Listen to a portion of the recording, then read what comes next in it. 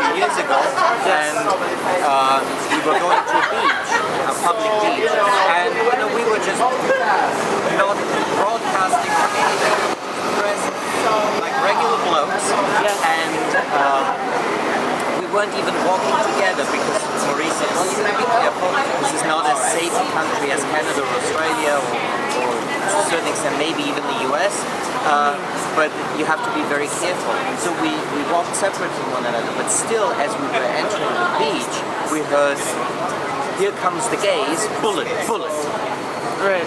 So I experienced that kind of hatred firsthand, and over the years working together with Maurice, it's just too many lives that have been lost. And unfortunately, I have to say, a lot of it is inspired by right-wing fundamentalist Christianity. Right. And it needs to be pointed out that if we don't put a stop to it, religion also has blood hands, or hands on their blood on their hands. Sorry. So this is how I got drawn in. I mean, this case is particularly vicious of you. And it has the classic signs of a hate crime. Someone is being identified, someone is being spotted. Attention is drawn to the fact that this is a trans individual, and then, I mean, there's hundreds of bystanders, and a mob forms and viciously chops this individual out, shoots the individual, and then drives the car over the individual, and just it's excessive in amount.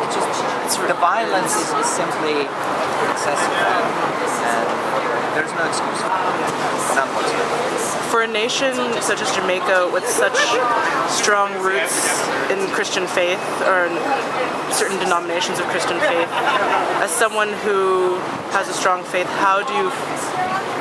what would you find a great way to connect the idea of a faith, but also an idea of acceptance through that faith for those in Jamaica? What needs to happen is Jamaican society needs to be shown a different face of Christianity, a different side of Christianity. What has happened until we are all held out? I would say probably since at some point we'll have to change it because I can't when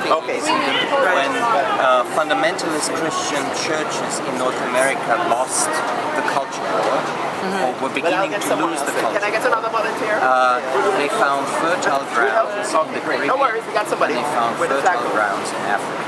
And their particular brand of religiously inspired homophobia got transported and exported to those countries.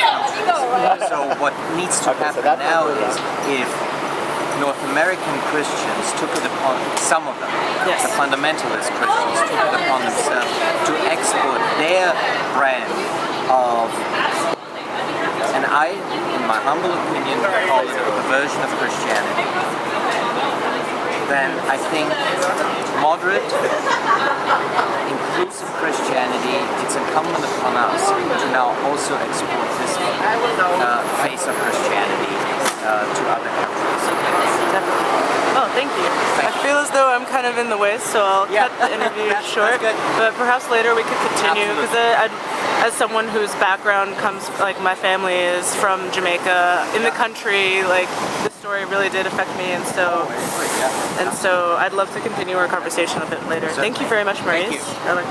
It's Tom. Oh, Tom. Sorry, I'm so sorry. I've had multiple concussions. Sorry. Thank you, Tom.